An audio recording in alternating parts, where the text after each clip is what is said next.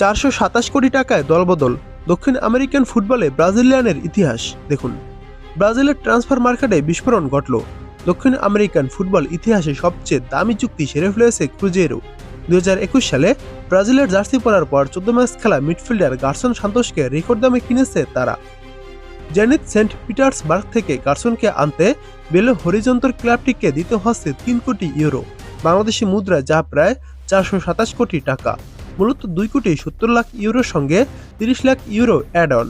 দক্ষিণ আমেরিকান ফুটবলের সবচেয়ে দামি ট্রান্সফার রেকর্ড এতদিন ছিল ভিটর রকির নামের পাশে। বার্সেলোনা থেকে তাকে 2 কোটি 55 লাখ রুপিতে কিনেছিল পালমেইরাস। ক্রুজেইরোর সঙ্গে 4 বছরের চুক্তি করেছে গার্সন। 6 মাস আগে তাকে 2.5 কোটি ইউরোতে ফ্লেমেঙ্গো থেকে কিনেছিল রাশিয়ান ক্লাবটি।